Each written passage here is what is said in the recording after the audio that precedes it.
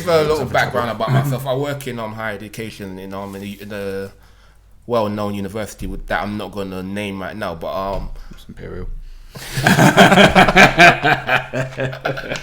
but part of my job role is to deal with mitigating circumstances. Yeah. So I guess when you found out you had ADHD while you're studying, I just want to ask, did this now allow you to submit mitigating circumstances based on your situation? I still don't. So I had sat this exam twice. Yeah.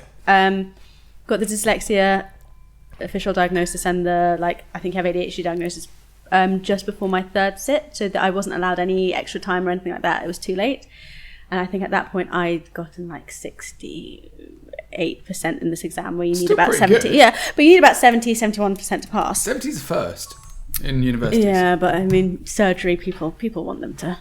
And then, as we know, getting a referral to an ADHD specialist takes a long time. Fucking ages. 2.5 years or something. Well, even more right 6 now. months if it's private. Yeah. So I'm going to have to go private at the moment. I'll get to that in another Sorry, go bit. And then I sat the third one, was close but not quite there. And then I had a very kind GP who, I think I called her up at about the June time, saying, look, my next sit of the exam is in 3 months. I need help. I'm really struggling. And next day I had an appointment with an ADHD specialist online, which was great. Got the official diagnosis so I could trial medication. Yeah. And then I think I got... If anything, it's holding up the NHS as well. And there's so many people who could benefit from you getting that diagnosis in ASAP. Honestly, it was life-changing. A lot of the coping mechanisms that she'd suggested I was already doing, and that's thanks to my parents over the years. And then I sat my exam and got 82%. Fuck yeah, girl. Thank you. Oh, I'm really proud of you. Thank you very much. Oh, that's and it's fantastic. the first time I'd sat an exam and actually it wasn't just scraping through. I'd done it. And then for my part B of this exam, I passed straight away. Of course you did. Thank you. But for me, that was really Tough. unusual. How do you focus when you're studying? Because, I mean, It was great difficulty. Yeah, because I remember when I was trying to revise and stuff like that, my mum would keep haunting me. She would for my GCSEs, she would just come along and revise. I struggled. But then things like body doubling, which we didn't Yes. realise was a thing. Oh my God. I tried to get my neighbour to come and do that once, and they all thought I was hitting on her. So now I'm not allowed to talk to her. Oh, God. Well, no, they ghosted me. It was really weird. He got jealous. Now she's pregnant. I don't really care. Yeah, fuck it, whatever. Yeah. I am quite flattered that he thought it was a threat. Yeah, well, you know. We didn't really... I mean, this is pre-diagnosis growing up. I never used to work at a desk. I would always work at the dining room table, and I would sit at the head, and my mum would sit over there and do the accounts and things like that. Oh, yeah. So without knowing it, she was body doubling for me. That's clever. And certain things like that. Or, then I'd get a bit frustrated with work. I'd stand up and go to the piano, play a bit of piano. That's really to cool. relax myself. So even my boyfriend, for our 6 months, bought me a piano to try and help me. He bought you a piano? He bought me a little, not a piano, Oh, a keyboard. he bought me a keyboard. Fucking Sorry, expensive. yeah. No, he bought me a That piano keyboard. invest. He bought me a keyboard. Oh yeah, I mean, they cost us about the same as a ring. Yeah. Some of them, Jesus Christ. So he bought me a keyboard to How big's help your me, flat? which is great. Yeah, no, not that big. Sizing up for a grand piano. Oh, that'd be nice. Sorry, go on.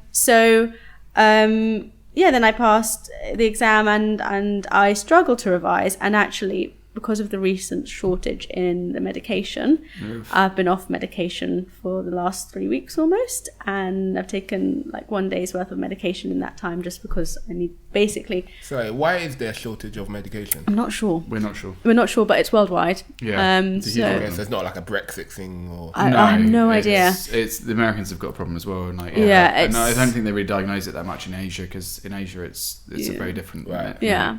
And especially the further east you go, the less sort of mental health, I suppose, there is, so to speak.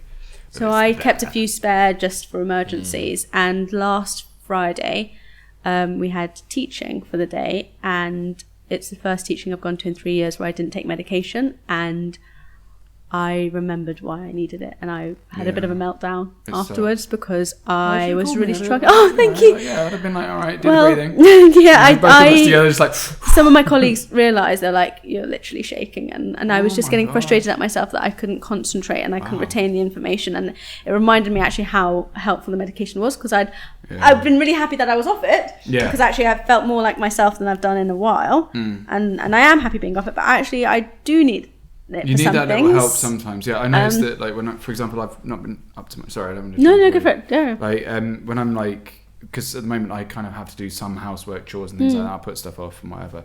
But I'll have a blitz it day and I'll just take the meds and I'll probably put in about 40. Usually I take about 30, but I'll take about 40 maybe on a blitz day. And then I will just power through about 20 different tasks I've been putting off for about a month. And they'll all get done within the space of 4 hours. And you're like, wow, this task only took me 10 minutes. Yeah, but I've been putting it off for 4 months. Oh my God. Taxes, things like that, you know, like, wait, taxes are all fine. They're definitely fine. But like, I know where the camera is. I'm trying not to look at mine. I'm too embarrassed. Why? It just looks like an interrogation video. You're fine.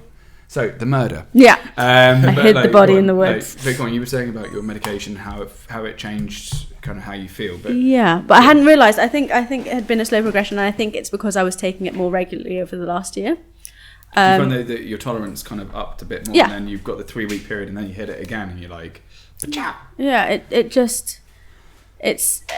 I'm enjoying being off medication, but I do need it for some things, and that would highlight it. Like it's a bit like it's a bit like drinking in a way. Like not that's a terrible parallel, but it's like, you know, sometimes, you know, usually you wouldn't need it. Yeah. But there are those evenings where you're like, fuck, I could do the whiskey. See, for me it's ice cream. Oh, ice cream. That's my because weakness. I saw that when we were. Yeah, you were like, oh, there's the one I haven't tried. Oh yeah, no. Ice cream varieties, is my thing. So some people will go home, have a glass of wine, and I will eat ice cream.